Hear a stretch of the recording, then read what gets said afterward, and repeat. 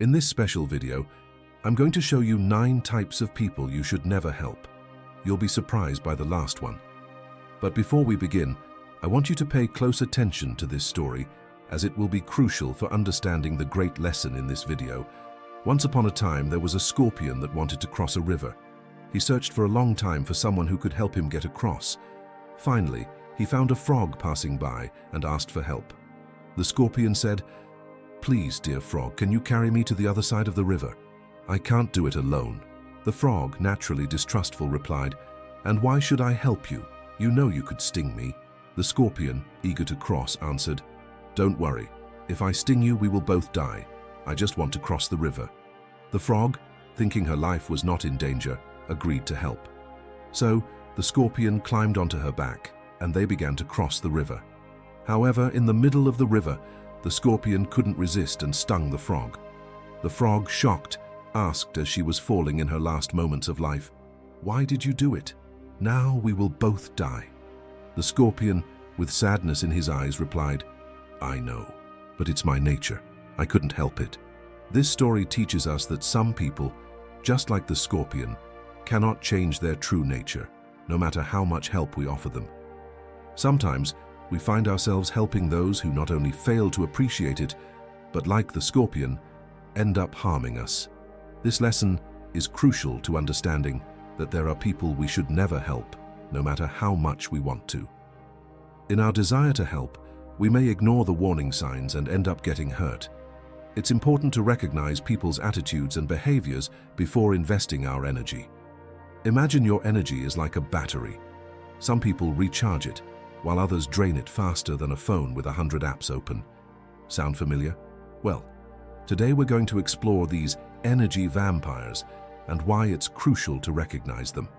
Before diving into the first type of person, if you find value in these videos, please subscribe and click the bell to stay updated. Let's get started. Number 1. The ungrateful. Have you ever noticed how some people receive your help as if it were your duty to give it? It's as if, in their world, there's a personalized assistance service with your name on the door. This first type of person who doesn't deserve your help is the ungrateful, experts at receiving everything and giving back absolutely nothing. Ingratitude is like a negative filter that distorts reality.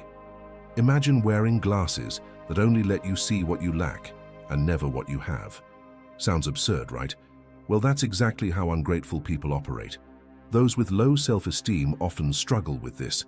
It's as if they have an internal filter that blocks all the good life offers while magnifying every minor inconvenience. And do you know what's even more interesting? Gratitude is not just a social formality or an automatic thank you. It's the invisible glue that holds our relationships together. When we genuinely express gratitude, we strengthen the bonds that connect us with others. Ungrateful people, however, seem immune to this fundamental aspect of human psychology. As the saying goes, gratitude is the memory of the heart. But some people seem to have chronic amnesia when it comes to remembering the help they've received. And it's not just a cliché. Popular wisdom has understood for centuries what modern science now confirms. Grateful people are not only happier, but also build stronger and longer-lasting relationships. Have you ever wondered why some people seem to reject any attempt to help them? It's because ingratitude is contagious, but only for those who practice it. It works like a force field that repels anyone with a bit of common sense. The next time someone doesn't appreciate your help, remember Richard Branson's words. Treat your employees the way you want them to treat your best customers. This principle applies to all our relationships. If someone doesn't value what you do for them, maybe it's time to invest your energy elsewhere. Before judging the ungrateful too harshly, consider this. Their behavior is often a reflection of their own insecurities and internal struggles. As a good psychologist would say, their ingratitude says more about them than about you. It's as if they were carrying an invisible backpack filled with emotional burdens that prevent them from seeing beyond their own needs. Sometimes I think ingratitude is like those people who go to the movies and only remember that the line for popcorn was too long, completely forgetting that the film was amazing. They're so focused on what went wrong that they fail to see everything good that happened. If you're surrounded by people who treat your help as an entitlement, it's time to reconsider those relationships. This isn't selfishness, it's self-care. As Stoic philosophy teaches, we cannot control the actions of others, only our responses to them. And sometimes, the wisest response is to take a step back. Now let's move on to the second type of person we should not help, the lazy. While the ungrateful don't appreciate your efforts, some people would rather have you do all the work for them. The paradox of laziness is fascinating. They can expend more energy coming up with excuses not to do something than it would take to simply get it done. Have you ever wondered why laziness, an evolutionary strategy to conserve energy, ends up consuming more energy than it saves? Lazy people are true masters of the tomorrow syndrome. You know, that phenomenon where tasks pile up on an endless to-do list that never gets completed. As psychologist William James once said, "Nothing is so fatiguing as the eternal hanging on of an uncompleted task." And he was absolutely right. That constant weight of unfinished work can be more exhausting than the work itself. The funny thing about these people is their creativity when it comes to making excuses. They have more justifications than a student trying to convince a teacher that their dog ate their homework. From, "I couldn't finish the report because my cat looked sad and needed attention," to the classic, "I'll do it tomorrow, I swear." And tomorrow turns into the day after, which turns into next week, which eventually becomes, "What project are you talking about?" The danger of constantly helping a lazy person is that we become unwitting accomplices in their inaction. It's like trying to teach someone to swim when they refuse to get wet, but still expect to make it to the other side of the pool. Impossible, right? Every time we solve their problems, we reinforce the idea that they don't need to put in any effort because someone else will always do it for them. Jim Rohn, a well-known entrepreneur and motivational speaker, once said, "You are the average of the 5 people you spend the most time with." Think about that carefully.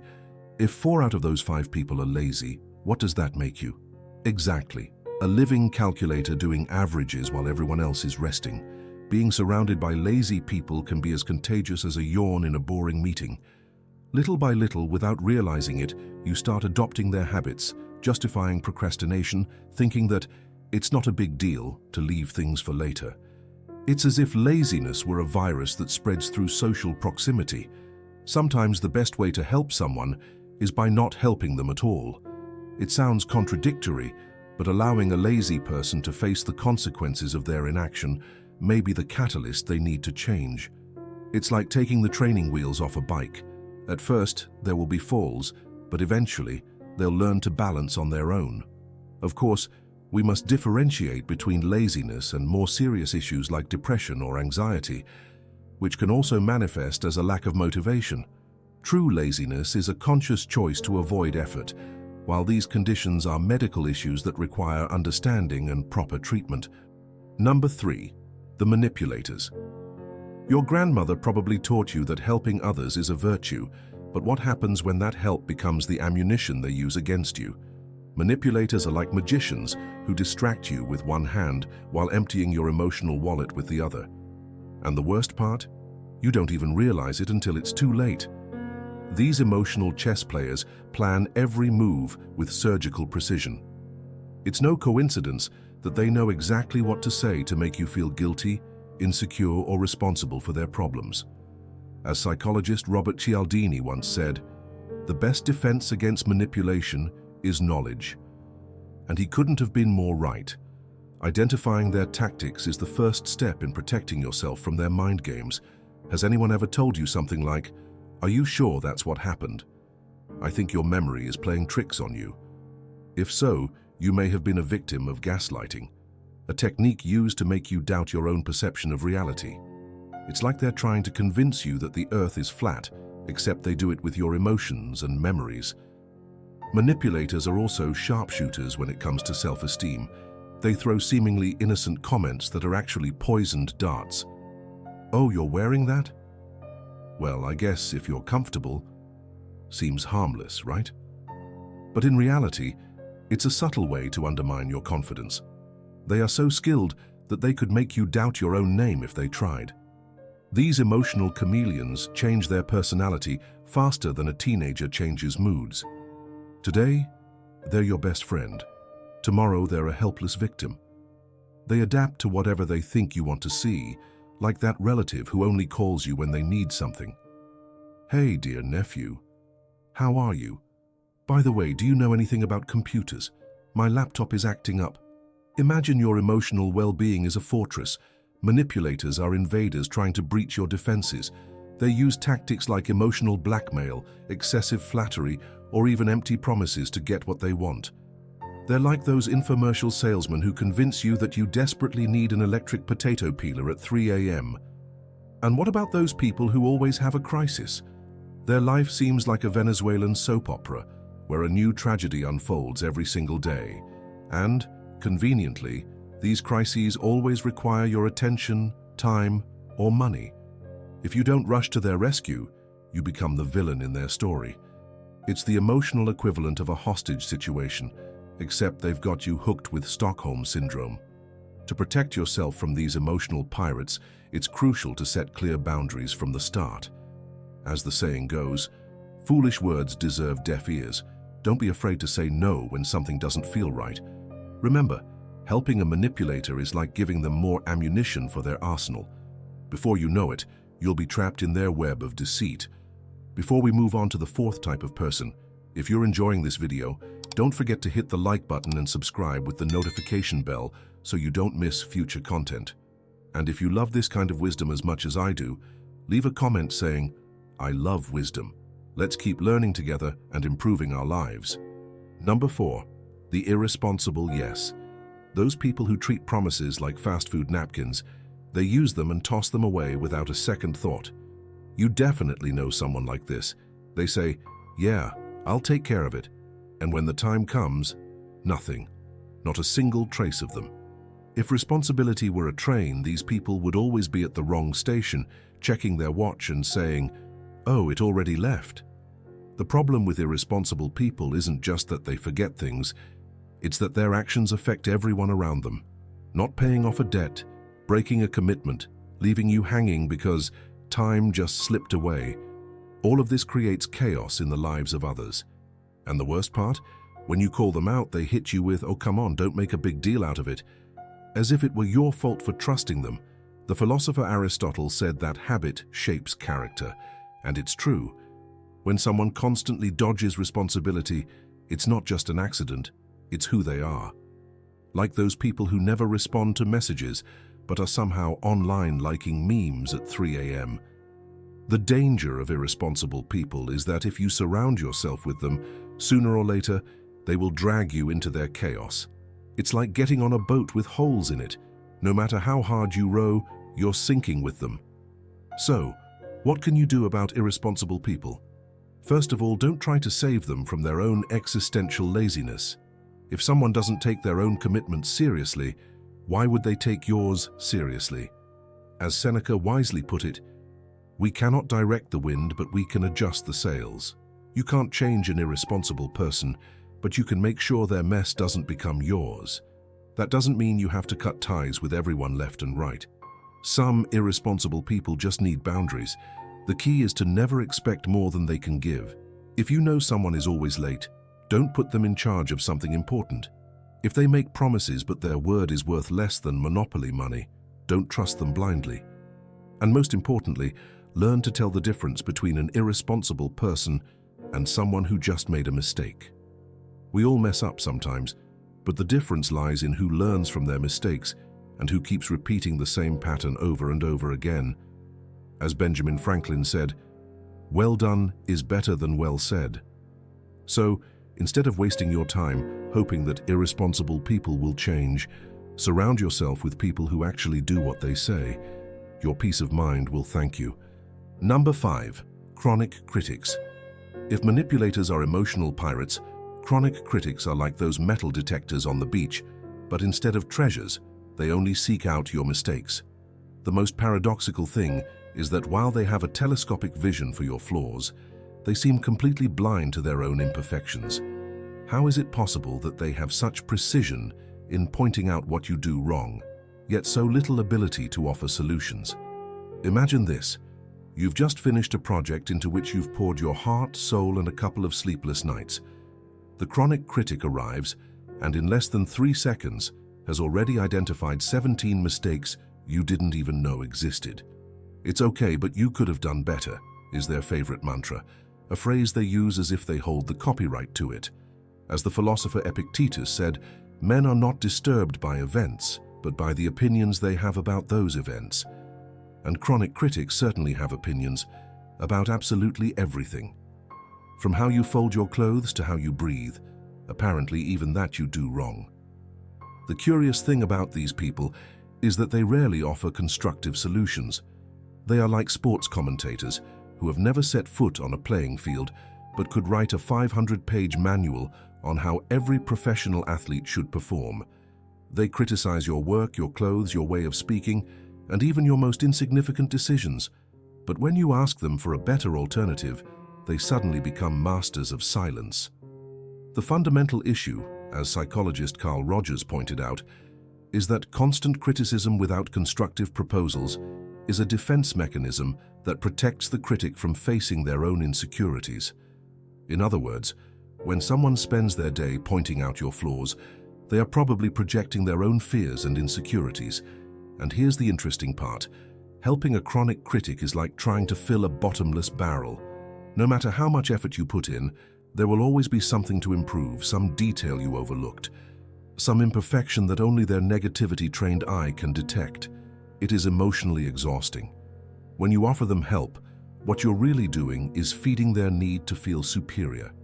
You're giving them more ammunition for their arsenal of, "I told you so, and this could be better." It's like handing a megaphone to someone who already shouts too much. Marcus Aurelius, in his Meditations, wrote something that seems especially directed at these snipers of flaws. The best revenge is not to be like your enemy.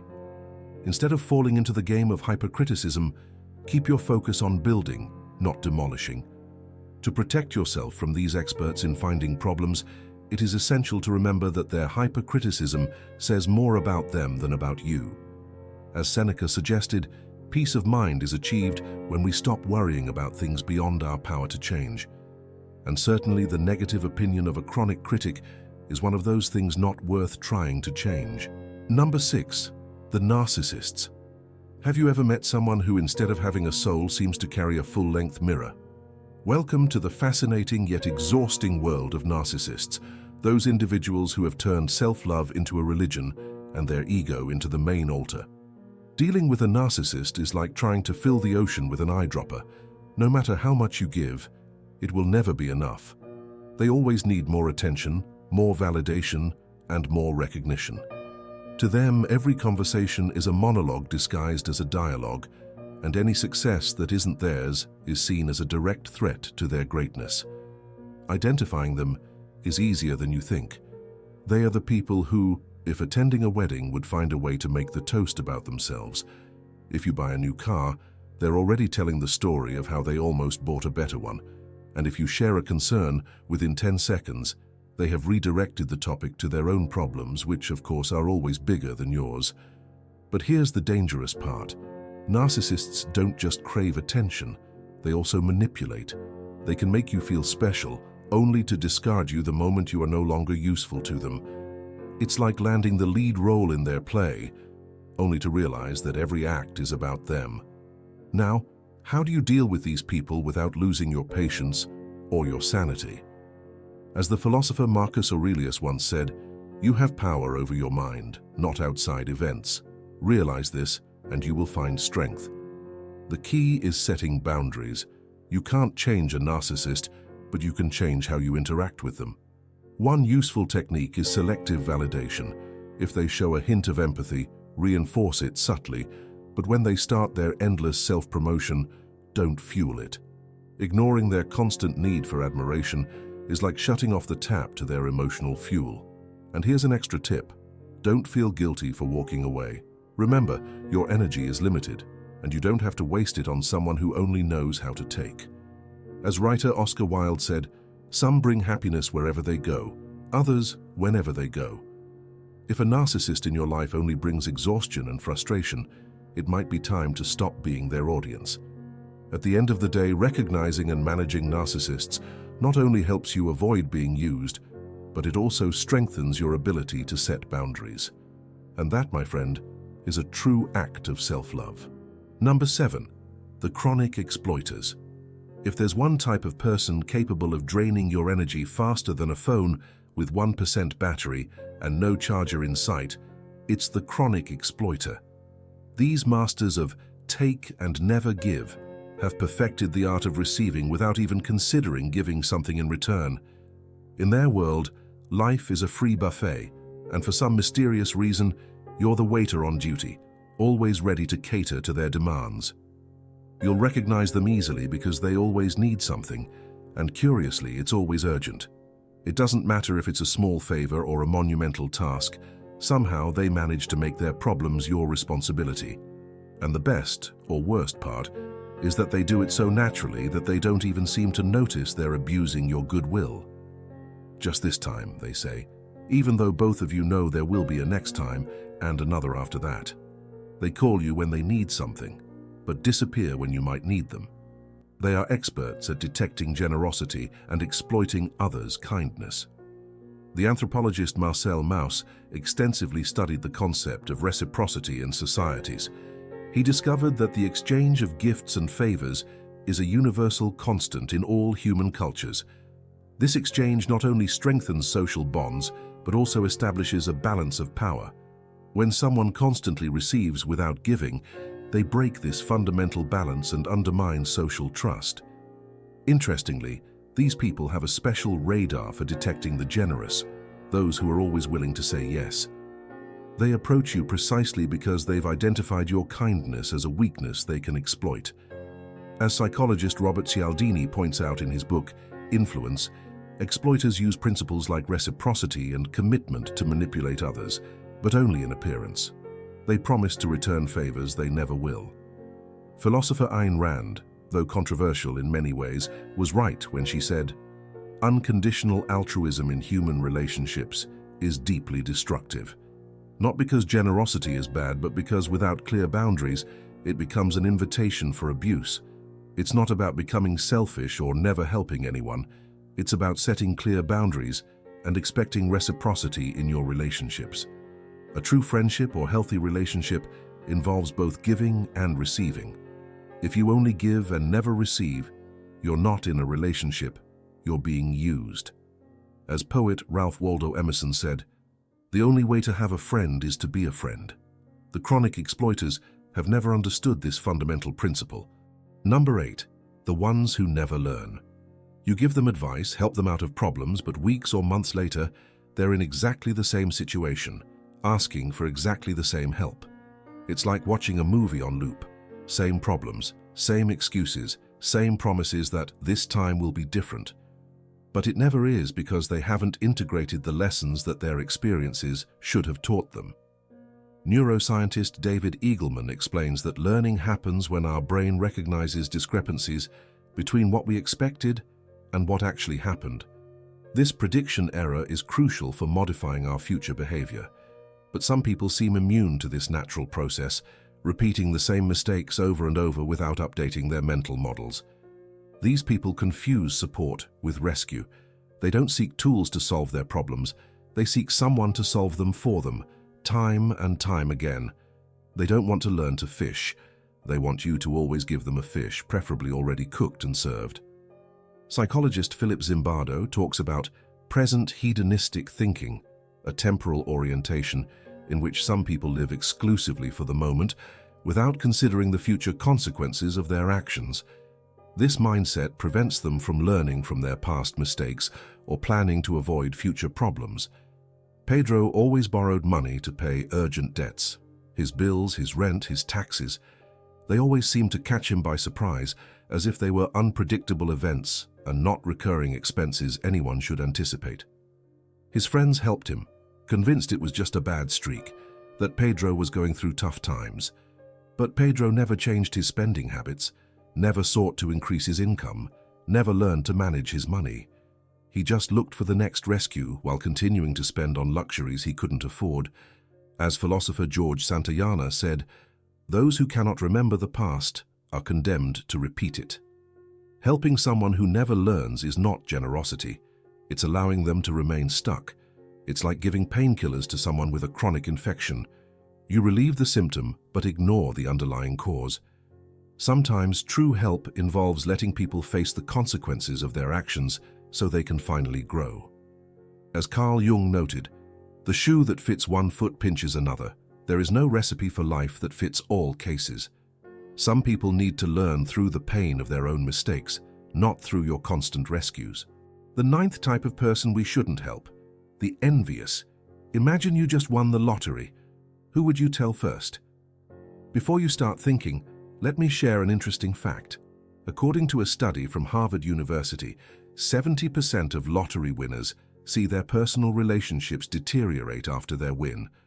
The main reason for this is envy. But you don't need to be a millionaire to be a victim of envy.